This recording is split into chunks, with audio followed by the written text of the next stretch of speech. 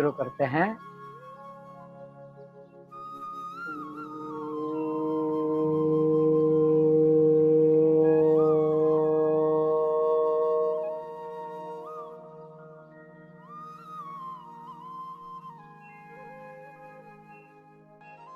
योगेन चित्तस्य पदेन वाचा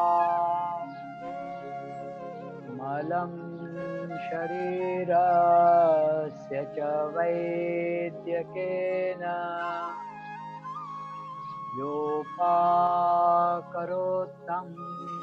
प्रवरं मुनीनाम् पतञ्जलिं प्राञ्जलिरानतोऽस्मि।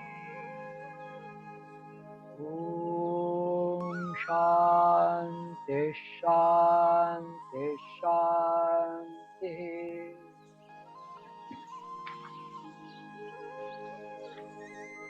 सभी को अभिवादन, नमस्कार। आत्मीय स्वजन, जैसा कि अभी मनोज भैया ने बताया कि कल का दिन वो कुछ जगह पर पिछला पूर्ण सप्ताह योग दिवस के कार्यक्रमों की, अंतर्राष्ट्रीय योग दिवस के कार्यक्रम की खूब धूम रही। और मैं यह मानता हूँ कि हम में से प्रत्येक ने कहीं ना कहीं, वैसे भारत में तो योगा एट होम था तो सभी ने किया ही होगा, ऐसा मैं मानता हूँ, क्योंकि वह करना अत्यावश्यक है और वह हमारी आंतरिक स्थिति के लिए बहुत महत्वपूर्ण है, यह हम सब लोग जानते हैं। एक छोटी सी कहानी एक दृष्टांत के रूप में आपके सामने रखता हूँ और फिर अपनी बात आरंभ करता हूँ। एक राजा थोड़ा आतताई था, कुछ दुष्ट प्रवृत्ति का भी था। उसने दूसरे राज्यों पर आक्रमण कर वहां की संपत्ति लूटी और खूब बड़ा अपना निधि संग्रह खजाना तैयार किया। लेकिन एक समय उसे ऐसा लगा कि यहाँ तो धोखा है, ये तो कभी भी चोरी हो सकता है, या दूसरे किसी का आक्रमण हुआ तो वो लूट कर ले जाएगा। इसलिए उसने सोचा कि यह सारा तहखाना कहीं और शिफ्ट किया जाए।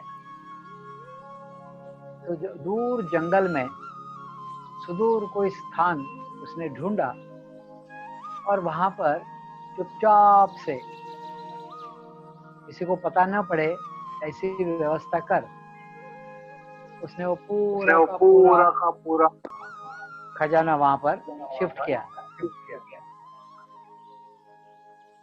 उसके दरवाजे पर उसने ताला ठोका। उसकी 2 चाबियां थी, एक चाबी उसने अपने पास रखी और एक चाबी उसने उसका जो विश्वस्त मंत्री था उसके पास दी। एक दिन राजा को ऐसा लगा कि चलो चलकर देखते हैं कि क्या हालत है अपने खजाने की।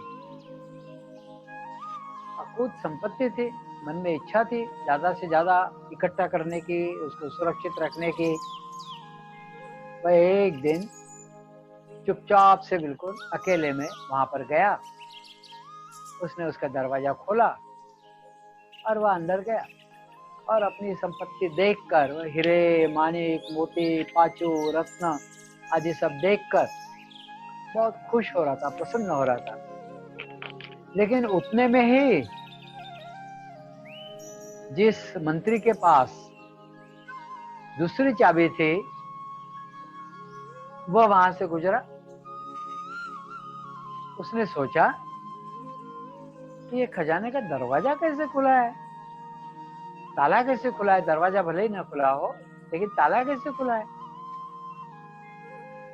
मैं कल शाम को आया था खजाना देखने के लिए, तो हो सकता है ताला खुला रह गया हो। उसने बाहर से ताला ठोका और वो वहां से चला गया। अब राजा जब वो सब देख दाख कर दरवाजे के पास आया बाहर निकलने के लिए, तो उसको कुछ समझ में नहीं आया। दरवाजा तो खोलकर ताला तो मैंने अंदर लिया था, लेकिन दरवाजा बाहर से किसने बंद कर दिया। तो दरवाजा तो बाहर से बंद किया। उसने दरवाजा खूब पीटा, ठकठकाया, खड़खड़ाया, खोलने की बहुत कोशिश करी, लेकिन कहाँ से वो दरवाजा खुलता। मंत्री को लगे कि मेरे कल के आने के कारण दरवाजा खुला रह गया होगा, ताला खुला रह गया होगा। उसने ताला बंद करके वो चला गया। लेकिन फिर कुछ समय के बाद मंत्री को यह समझ में आया कि राजा कहाँ चला गया, राजा तो है नहीं। तो राजा तो गायब था, राजा तो अंदर फंस गया था। लेकिन उतने में राजा को अंदर ही अंदर प्यास लगी। अब प्यास के लिए वो उस गुफा में, उस तहखाने में इधर उधर घूमे, लेकिन उसको पानी न मिले। भूख के मारे वह परेशान हो गया। भूख शमन के लिए उसको खाने के लिए कुछ न मिले। वो हीरे मानिक मोती खा नहीं सकता था, उससे उसकी प्यास बुझ नहीं सकती थी। राजा को कुछ समझ में नहीं आया। वो एकदम से घबरा गया और घबरा कर वो मूर्छित सा होने लगा, गिरने पड़ने लगा। और उसकी ये इच्छा हो रही थी कि मुझे एक गिलास पानी मिल जाए, एक आध निवाला खाने के लिए मिल जाए, लेकिन वह मिले ही ना। दरवाजा तो बिल्कुल बंद था बाहर से। तो राजा ने वह मोती मानिक पाचू हीरे जवाहरात आदि जमीन पर डाले और उसके ऊपर राजा लेट गया। लेकिन राजा कोई मैसेज देना चाहता था। राजा को ऐसा लग रहा था कि अभी मेरी मृत्यु आने वाली है और मैं यहीं खत्म हो जाऊंगा। तो राजा को ऐसा लगा कि एक आध कागज पेन होता पास में, लिख के रखता, आगे चलकर कोई आता, खोलता उसको तो वह देखता। लेकिन वो भी उसके पास नहीं था। उसने एक पत्थर लिया, अपनी उंगली को उसने पत्थर से ही कुचला, तो खून की धार उसमें से बहने लगी। उस खून से दीवार पर उसने लिखा कि इतना सारा खजाना मैंने इकट्ठा किया, इतने लोगों को उसके लिए मारा, लूटा, ये धन इकट्ठा करके चुपचाप से इसके अंदर लाके रखा, लेकिन यह सारा धन, ये सारे हीरे मानिक मोती पाचू आदि आदि रत्न आदि जवाहरात आदि मुझे एक गिलास पानी और एक निवाला भोजन दे न सके। बस इतना उसने दीवार पर लिखा और वहीं पर उसकी मृत्यु हो गई। कुछ दिनों बाद उस मंत्री को लगा कि राजा तो कहाँ गायब हो गए, पता ही नहीं, कुछ पता ही नहीं पड़ रहा है। चलो जरा खजाने की क्या हालत है देख कर आते हैं। इसलिए उसने दरवाजा खोला और अंदर आकर देखा तो राजा का शरीर उन हीरे मानिक मोते जो जमीन पर बिखरे हुए थे उस पर लेटा हुआ था, और कीड़े मकोड़े उसको खा रहे थे। और दीवार पर अपने ही खून से उसने जो लिखा हुआ था कि यह सारे हीरे मानिक मोती जवाहरात, यह सारी संपत्ति, यह सारा वैभव धन मुझे एक गिलास पानी और एक निवाला भोजन दे नहीं सका। बस इतना संदेश उस पर लिखा हुआ था। कहने का तात्पर्य है कि हम अपने जीवन में लगातार इन चीजों के पीछे लगे रहते हैं। ये नहीं तो वो नहीं तो वो, एक से दो, दो से चार, चार से छह, और निरंतर उसके पीछे भागते रहते हैं। और कभी भी हम संतोष, कभी भी समाधान, कभी भी संतुष्टि की तरफ नहीं जाते हैं। कभी भी नित्य तृप्तो निराश्रयः यह अवस्था हमारे अंदर बनती नहीं है और हम सदैव असंतुष्ट रहते हैं। ऐसा ना हो, इसलिए भारतीय दर्शन में हमें यह पातंजल योग शास्त्र पतंजलि मुनि के द्वारा दिया है, जिससे माध्यम से हम आंतरिक सुख को, आंतरिक शांति को, आंतरिक संतुष्टि को, आंतरिक सुकून को, आंतरिक समाधान को, आंतरिक संतोष को प्राप्त कर सकते हैं। बाहरी चीजें कितनी भी हो, लेकिन वह कभी भी हमें शांति नहीं दे सकती है। फिर यह भी है कि दुनिया के किसी भी बाजार में 1 ग्राम भी संतोष, 1 ग्राम भी सुकून, 1 ग्राम भी सुख, 1 ग्राम भी आनंद नहीं मिल सकता है। चाहे जितने पैसे बाजार में फेंकें, लेकिन वह उपलब्ध नहीं हो सकता है। तो यह होगा केवल अंदर से। इसलिए अंदर की तरफ झांकने का जो मार्ग है, जो शास्त्र है, वह पतंजलि महामुनि ने हम लोगों को दिया है। उसका पहला सूत्र है अथ योगानुशासनम। हम सब लोग एक बार या 4-5 सूत्र एक एक बार बोल लेते हैं। प्रथम सूत्र है अथ योगानुशासनम। बोले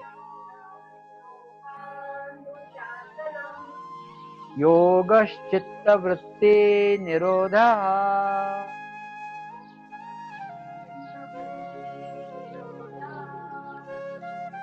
तदा द्रष्टुः स्वरूपे अवस्थानम्।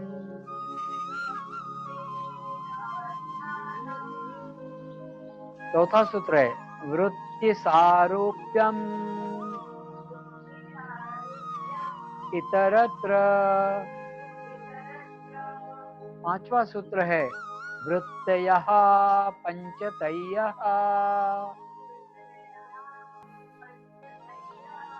क्लिष्टा क्लिष्टाः।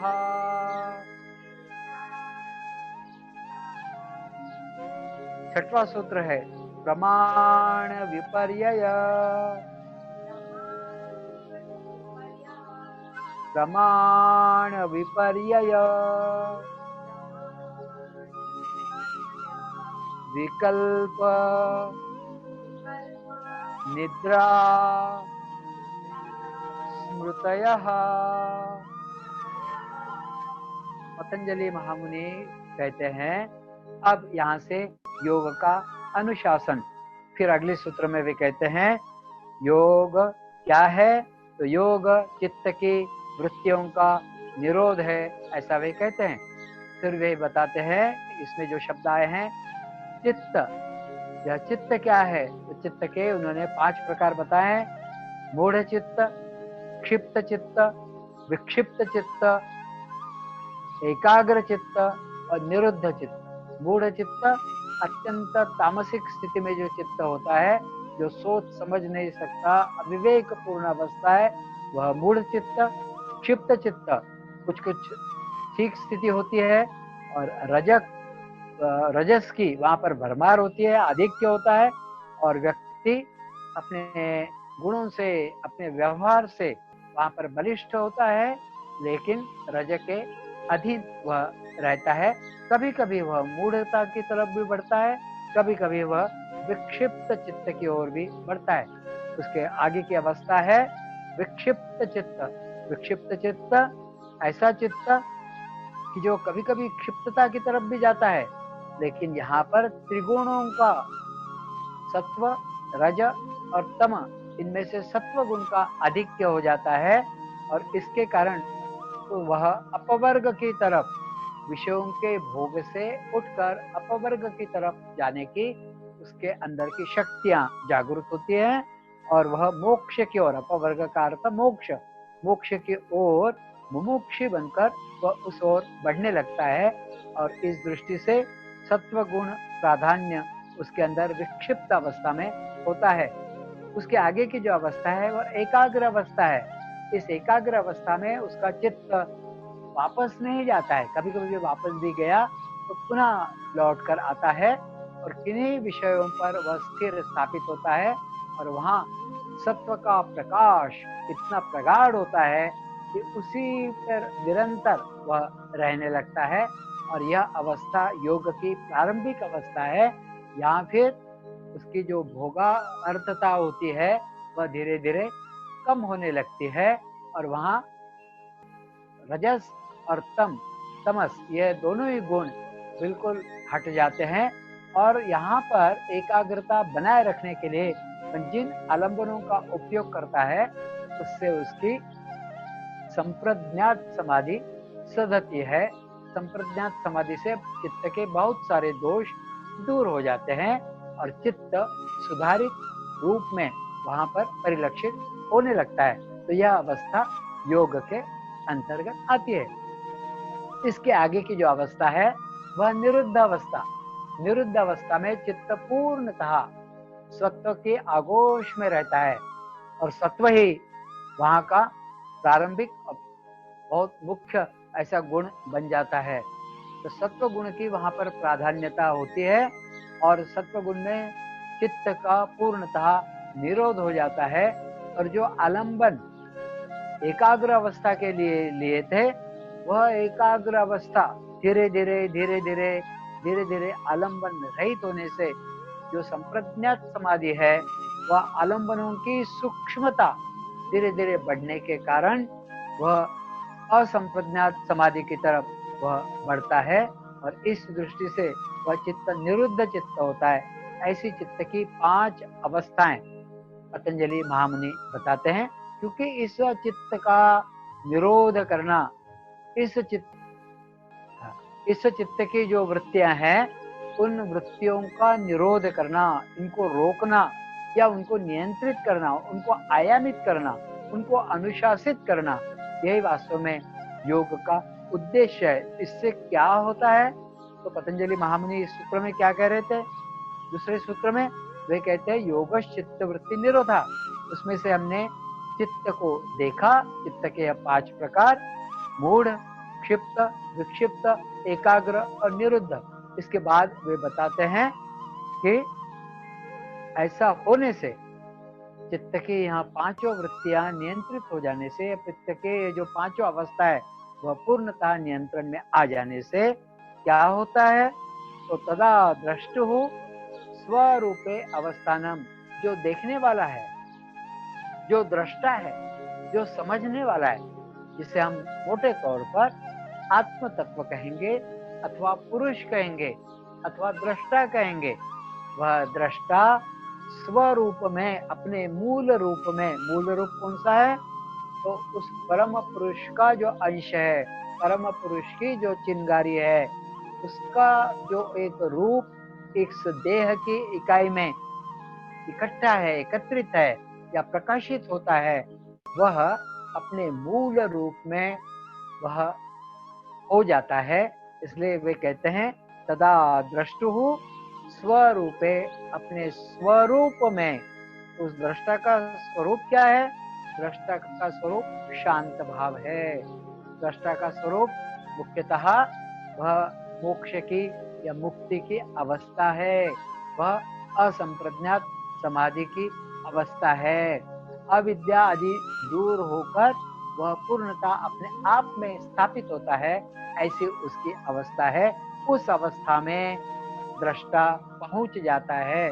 लेकिन कभी कभी ऐसा भी होता है कि यह दृष्टा कभी कभी वृत्तियों के साथ, क्योंकि सामान्य अवस्था में हम देखते हैं कि वृत्तियों के साथ वह मिलता है, इसलिए पतंजलि महामुनि अगला सूत्र देते हैं।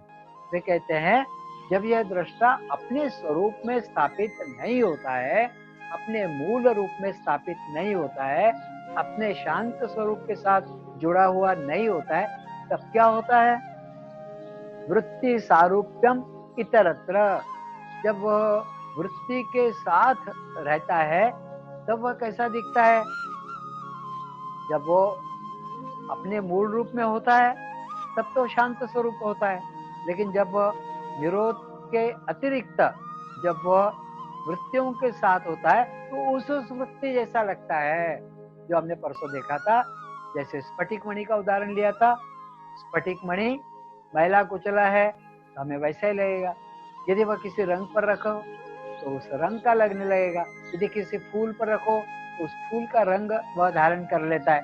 ऐसा ही चित्त वैसा वैसा उस वृत्ति के अनुसार दिखाई देने लगता है या दिखाई देता है। फूल से या उस रंग से स्फटिक को हटाओ तो वह स्फटिक एकदम पारदर्शी हो जाता है और अपने मूल स्वरूप में आता है। ऐसा ही चित्त का भी होता है। तो चित्त जब वृत्तियां उठती है तो वृत्तियों जैसा लगता है, और जब यह वृत्तियां नहीं होती है, इनका निरोध हो जाता है, पूर्णता निरोधित हो जाती है, कंट्रोल में आ जाती है, या वृत्तियां उठती ही नहीं है, अर्थात चित्त की उपस्थिति नहीं रहती है, उस समय यह दृष्टा अपनी मूल स्थिति में वह स्थापित हो जाता है। यहाँ तक हम सब लोगों ने देखा था।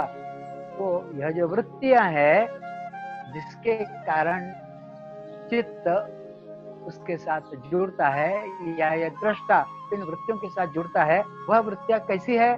पतंजलि अगले सूत्र में देते हैं।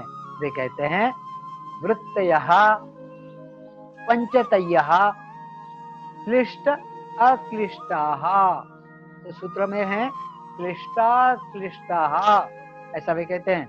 यह जो वृत्तियां हैं जिनके कारण चित्त बाहर की तरफ भागता है, और चित्त भागने के कारण दृष्टा उस चित्त के साथ एक रूप हो गया ऐसा लगता है, तो वृत्तियों के साथ जो वो जुड़ गया, ऐसा एक स्वाभाविक भाव वहां पर आता है, और उस कारण दृष्टा अपने मूल स्वभाव में नहीं रहता है। वह वृत्तियां 5 प्रकार की होती है, ऐसा पतंजलि महामुनि कहते हैं। और वे साथ में यह भी कहते हैं क्लिष्टा क्लिष्टः, वे वृत्तियां 5 प्रकार की जो है वह क्लिष्ट भी है और अक्लिष्ट भी है। अविद्यादि के प्रभाव के कारण वह वृत्तियां क्लिष्ट लगती है। क्लिष्ट मतलब क्लेश कारक, मतलब तकलीफ देह, पीड़ादायक, कष्टकारक, ऐसी वह वृत्तियां लगती हैं। वह वृत्तियां कौन सी है, अभी आज हम देखेंगे। लेकिन वही वृत्तियां जब अविद्या, अस्मिता, राग, द्वेष, अभिनिवेश आदि चित्त से दूर हो जाता है, वही वृत्तियां क्लिष्ट नहीं रहती है, अक्लिष्ट हो जाती है। मतलब वह क्लेश कारक नहीं रहती है, दुख देने वाली, पीड़ा देने वाली, तकलीफ देने वाली वह नहीं रहती है, ऐसा पतंजलि महामुनि कहते हैं। तो क्लेशों से युक्त क्लिष्ट है, और क्लेशों से वियुक्त वह 5 वृत्तियां, वही 5 वृत्तियां क्लेशों से वियुक्त होने पर वह तकलीफ देह या पीड़ादायक, कष्टदायक नहीं होती है। इन चित्त की वृत्तियों की भी 2 अवस्थाएं होती है। 5 वृत्तियां तो हैं, लेकिन इनकी 2 अवस्थाएं होती है। कौन सी होती है? एक, अविद्या के कारण क्लेश से युक्त, और जब निरोध की पूर्ण अवस्था आ जाती है तो वह असंप्रज्ञात समाधि की तरफ ले जाती है। तो क्लेशों से युक्त होने के बाद भी धीरे धीरे प्रयास से वह संप्रज्ञात समाधि से असंप्रज्ञात समाधि की तरफ ले जा सकती है। और जब पूर्णतः अविद्या समाप्त हो जाती है तो वहां पर असंप्रज्ञात समाधि का उदय होता है। ऐसे चित्त की वृत्तियों के 2 अवस्थाएं होती है। एक, चित्त की वृत्तियां क्लेश कारक है, दूसरी चित्त की वृत्तियां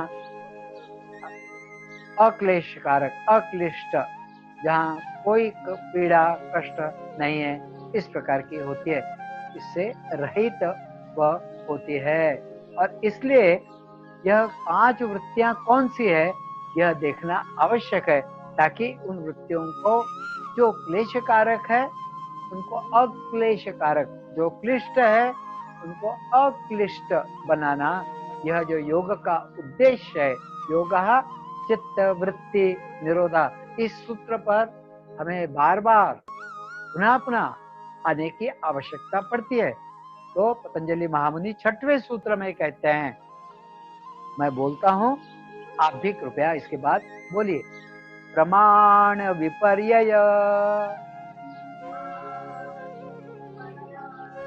विकल्प निद्रा स्मृतयः। तो सूत्र है प्रमाण, विपर्यय, विकल्प, निद्रा, स्मृतयः।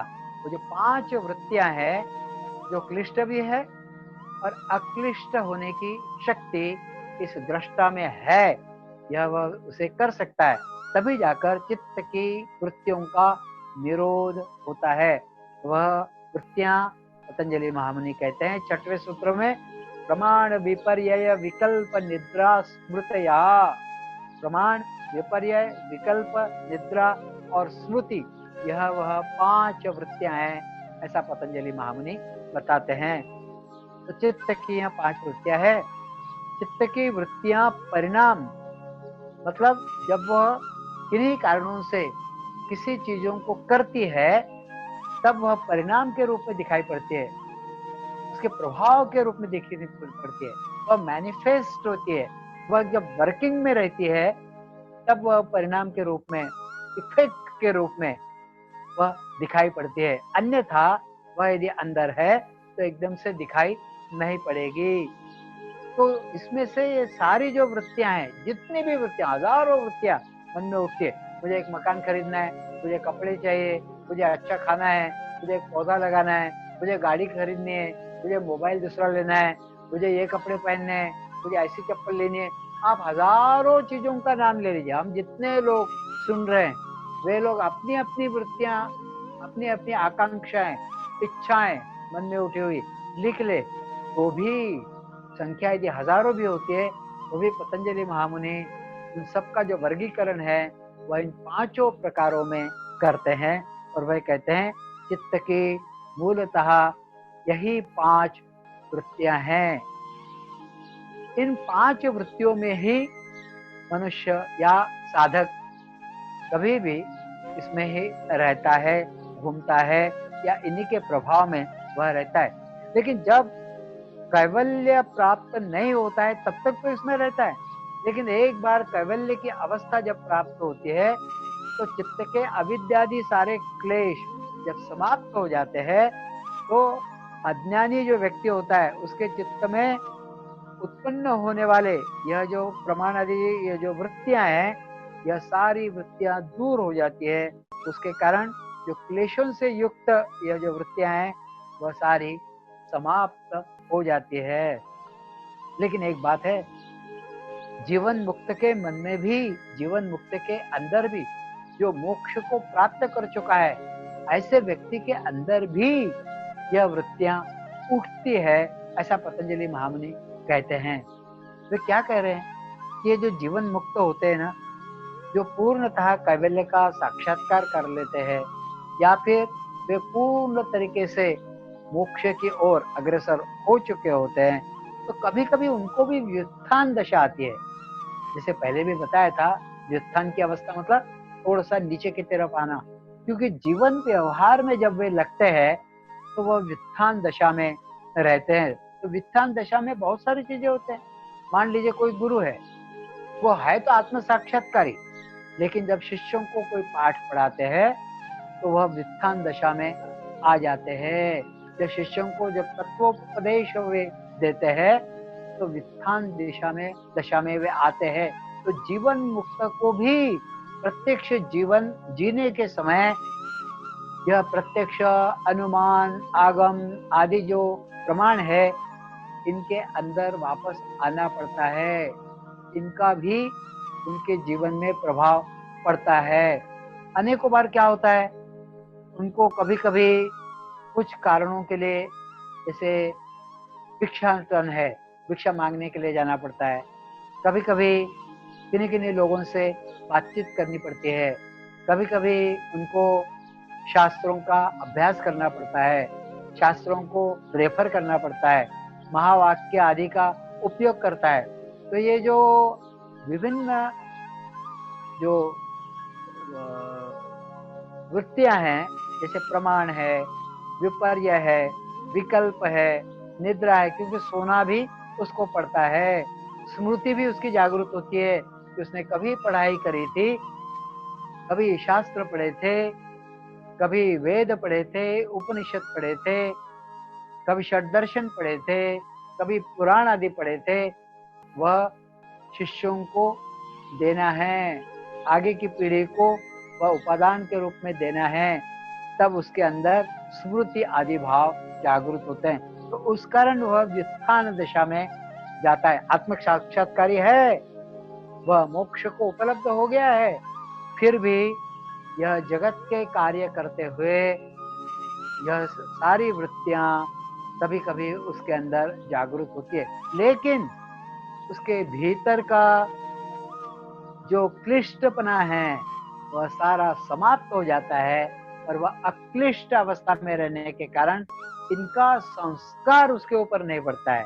वह भले ही वित्थान दशा में जाए, लेकिन उसके भीतर प्रकाश, प्रवृत्ति, मोह रूप यह वृत्ति उत्पन्न होने के बावजूद उसके चित्त में द्वेष या आकांक्षा उत्पन्न नहीं होती है और वह वैसा का वैसा अछूता रहता है। जगत व्यवहार वह करता है, भले ही वह भिक्षाटन के लिए जाए, घरों पर सामने खड़े होकर भिक्षाम देही माते वह बोल सकता है। अपने सम्मुख कोई व्यक्ति आया और वह मुमुक्ष है, उसको ज्ञानार्जन वह करा सकता है, या शिष्यों को वह ज्ञान वह दे सकता है, यह सब हो सकता है। लेकिन फिर भी वह इन सब बातों से अछूता रहता है और यह बहुत महत्वपूर्ण है। इस कारण यह क्लिष्ट वृत्तियां होने के बावजूद उस पर प्रभाव वह नहीं डालती है और वह उससे अछूता रहते हैं और केवल वह एक कार्य करना है और वह जीवन मुक्त अवस्था बनाकर ही उन कार्यों को अंजाम देता है। यह बहुत महत्वपूर्ण बात है। तो फिर यह प्रमाण, विपर्य, विकल्प, निद्रा और स्मृति, ये जो 5 वृत्तियां पतंजलि महामुनि बताते हैं, तो ये क्या है, उसमें से प्रत्यक्ष क्या है, फिर विपर्य क्या है, फिर विकल्प क्या है, निद्रा क्या है, स्मृति क्या है, इसकी जानकारी भी हम लोग थोड़ी सी आज देखने का प्रयास करते हैं। उसमें से पहले एक लेते हैं प्रमाण। तो प्रमाण 3 प्रकार के कहे गए हैं। प्रमाण 3 प्रकार के है, ऐसा पतंजलि महामुनि 7वें सूत्र में बताते हैं। वे कहते हैं प्रत्यक्षानुमानागमाः प्रमाणानि। प्रत्यक्ष अनुमान आगमाः प्रमाणानि। प्रत्यक्ष, अनुमान, आगम यह प्रमाण है। तो प्रत्यक्ष प्रमाण है, ऐसा वे कहते हैं। तो 3 प्रकार के प्रमाण पतंजलि महामुनि ने बताए। प्रत्यक्ष प्रमाण, अनुमान प्रमाण और आगम प्रमाण। मोटे तौर पर यदि हम देखेंगे तो प्रत्यक्ष प्रमाण क्या है? तो प्रत्यक्ष प्रमाण, जैसे मैंने कहा कि लाइट है, तो हमने तुरंत पता पड़ गया कि ये लाइट है क्योंकि वह जल रही है, हम उसे देख रहे हैं। तो शब्दों के द्वारा बाह्य विषयों का ज्ञान हो जाता है, तो वह प्रत्यक्ष प्रमाण है।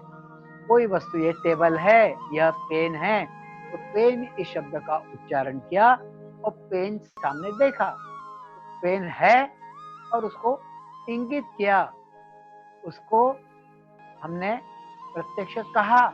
तो कहते ही पेन, पेन शब्द बोलते ही हमारे सामने है तो दिखाई पड़ेगा, अन्यथा वह हम कभी न कभी देख सकते हैं। इसे कहा गया है प्रत्यक्ष प्रमाण।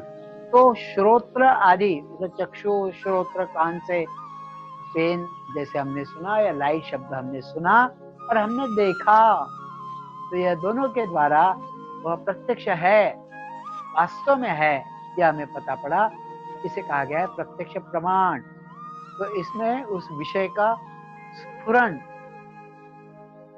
कभी कभी तो हमने शब्द बोला लेकिन पता ही नहीं पड़ा। जैसे मैंने कहा कि मान लो कोई शब्द बोल दिया और उस शब्द के बारे में कोई जानकारी नहीं है, तो कुछ नहीं पता पड़ेगा। तो प्रत्यक्ष वह वस्तु जब सामने होती है या उसको हम देख सकते हैं, तो उसको प्रत्यक्ष प्रमाण ऐसा कहते हैं। तो होता क्या है? तो हमारी जो बुद्धि है, बुद्धि वृत्ति, वह हमारे उस अंग के माध्यम से जाकर उस वस्तु को टकराती है, उसको आप्लावित कर लेती है, घेर लेती है। उस कारण वह वस्तु प्रत्यक्ष है ऐसा हमें लगता है। इसका एक छोटा सा उदाहरण मैं आपको रखता हूँ। आज प्रत्यक्ष प्रमाण के साथ फिर हम आज का यह सत्र समाप्त करेंगे। एक बार कश्मीर में जो विवेकानंद केंद्र का आश्रम है, नागदंडी आश्रम उसे कहते हैं, उस आश्रम में एक 6 दिन का स्पिरिचुअल रिट्रीट था, आध्यात्मिक साधना शिविर था, और हम 3 लोग कंडक्ट करने के लिए गए थे। 50-60 लोग थे उसमें। उस शिविर में मैं ओमकार ध्यान का वर्ग ले रहा था और ओमकार ध्यान के लिए कुछ सूचनाएं दे रहा था। जब सूचनाएं दे रहा था और बड़ी शांति सी थी, क्योंकि वहां कोई आसपास नगर नहीं है, कोई स्थान गांव आसपास नहीं है, कोई आवाज वगैरह थी नहीं, और पहाड़ों पर बसा हुआ आश्रम है। चारों तरफ सुंदर पेड़ पौधे, खूब हरियाली, और उसमें श्री रामकृष्ण देव का मंदिर, और उस मंदिर के अहाते में यह ध्यान का कार्यक्रम चल रहा था। मैं सूचना दे रहा था। उतने में आश्रम में दूध देने वाला भैया आया। वह आया और उसने कंपाउंड के बाहर थोड़ी सी दूरी पर उसने अपनी साइकिल की घंटी बजाई। जैसे साइकिल की घंटी बजाई, मुझे ऐसा लगा, क्योंकि सर्वत्र शांति थी, तो बड़ी इससे स्पष्टता से वह घंटी सुनाई पड़ी, और मुझे ऐसा लगा क्षण के लिए कि जैसे मेरा कान मेरे वहां से कान से निकला और वह वहां गया और उस घंटी को उसने घेर लिया। मुझे कुछ समझ नहीं आया ये क्या हुआ। तो कैसे लगा कान, जैसे पुराने दिनों में भोंपू होते थे, लंबे लाउड स्पीकर होते थे, और जिस पर डिस्क लगती थी, और वो भोंपू फिर अलग अलग जगह लगाकर गाने वगैरह सुने जाते थे या लगाए जाते थे।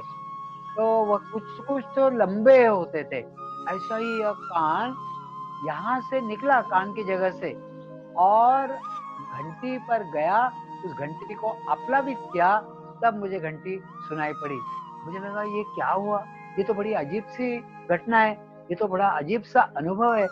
आगे चलकर जब मैं पातंजलि योग दर्शन पढ़ रहा था, तब यह बात इसमें आई कि अपना चित्त अपनी बुद्धि वृत्ति के माध्यम से, चित्त के माध्यम से, उस इंद्रिय के माध्यम से उस वस्तु को आप्लावित करती है, उस वस्तु के साथ जुड़ जाती है, तब उस वस्तु के बारे में हमें समग्र जानकारी मिलती है।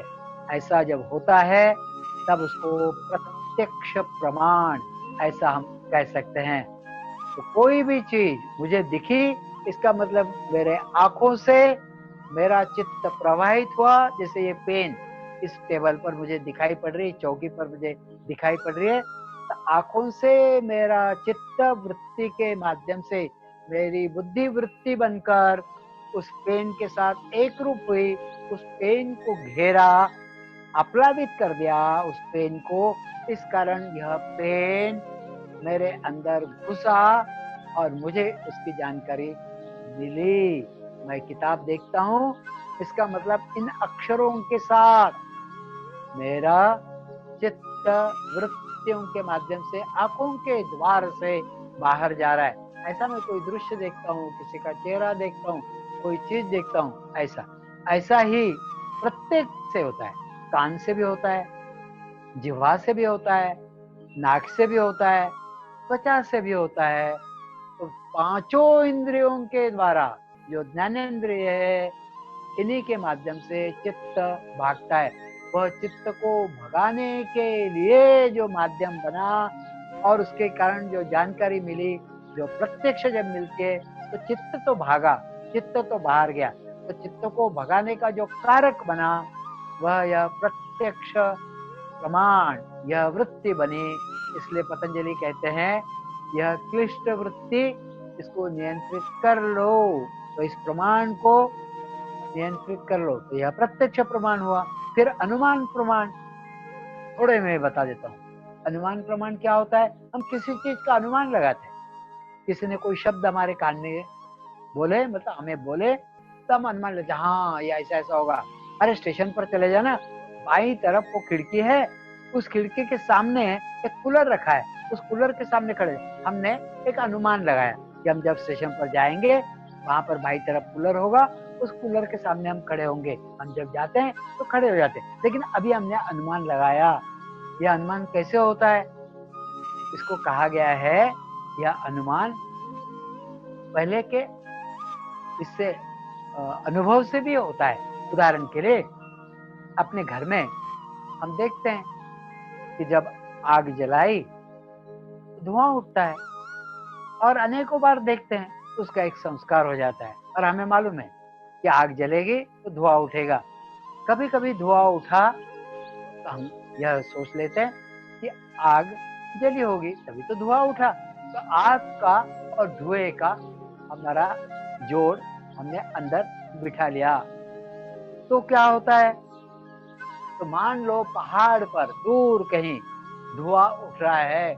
जब धुआं उठ रहा है तो अभी अग्नि हमने देखा नहीं है, अग्नि प्रत्यक्ष हमने देखा नहीं है, लेकिन धुआं उठता हुआ दिखाई पड़ रहा है पहाड़ से या जंगल में। तो हम क्या अनुमान लगाते हैं, अरे वहां पर आग लगी होगी, वहां अग्नि प्रज्वलित जरूर हुआ होगा, तभी तो ये धुआं उठ रहा है। क्योंकि पूर्व जीवन में हमने अपने घर में रोज रोज यह देखा कि जब अग्नि जलती है तो धुआं उठता है। अब धुआं दिखाई पड़ा तो निश्चित रूप से अग्नि जली होगी। इसको कहा गया है अनुमान प्रमाण। तो ये जो प्रमाण जो वृत्ति है, यह वृत्ति का पहला भाग है। 3 भाग पढ़ते हैं उसके। प्रत्यक्ष प्रमाण, हमने कुछ सुना और वह चीज हमने देखी।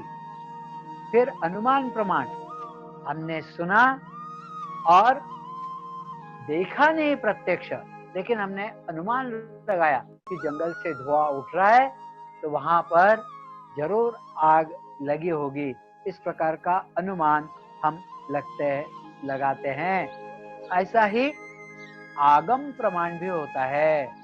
आगम का मतलब होता है शास्त्र वचन, आप्त वचन, साधु संतों के, साधकों के वचन, ऋषि मुनियों के वचन, इन्हें कहा गया है आगम प्रमाण।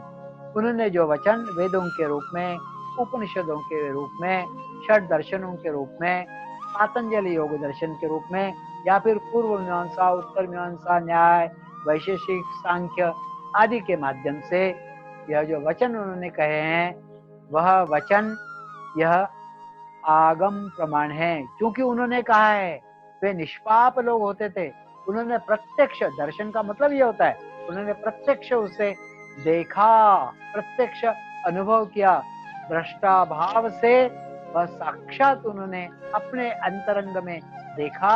इसलिए उनके वचनों पर हम विश्वास कर सकते हैं।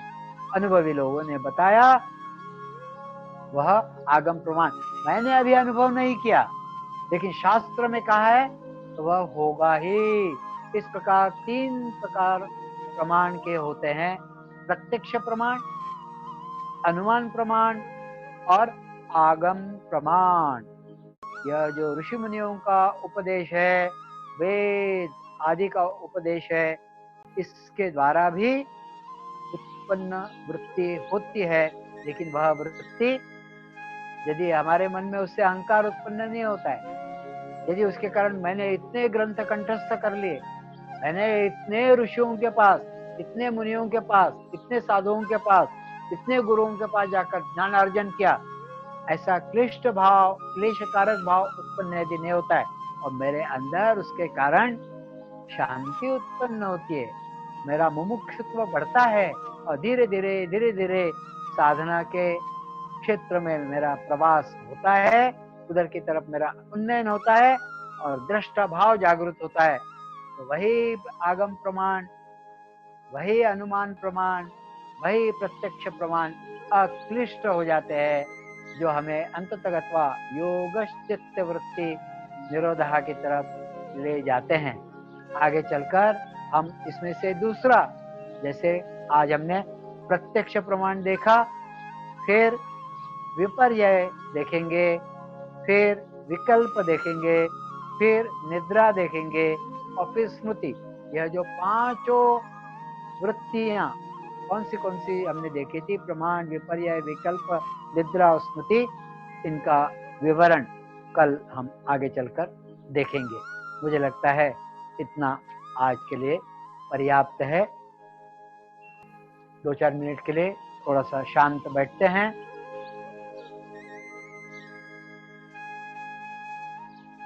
जिस वृत्ति के कारण हम स्वतः से जुड़ेंगे, वह वृत्ति क्लिष्ट नहीं होगी, अक्लिष्ट होगी, क्लेशकारक नहीं होगी।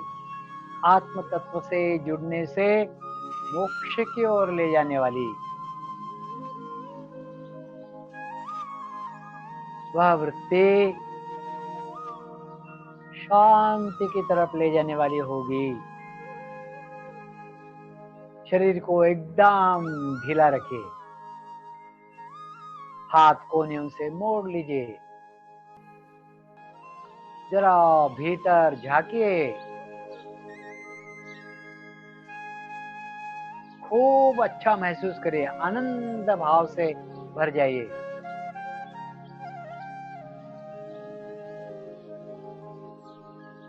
खूब गहन शांति का अनुभव करिए।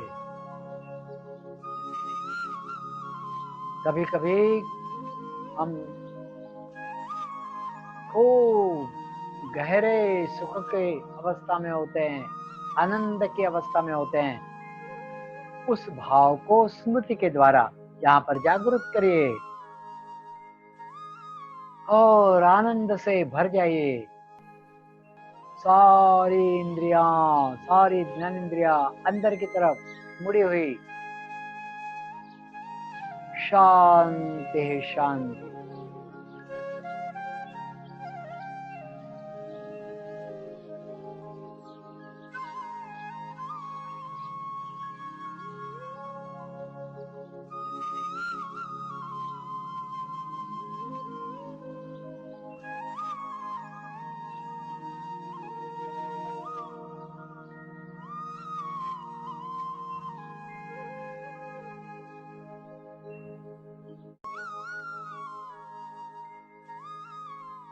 ओम शांति है शांति बनाए रखिए।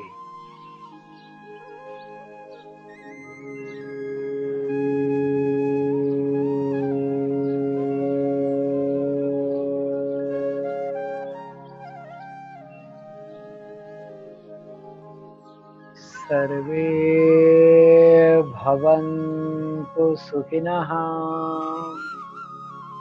सर्वे सन्तु निरामयाः, सर्वे भद्राणि पश्यन्तु, मा कश्चित् दुःखभाग् भवेत्। ॐ शान्ति शान्ति शान्ति।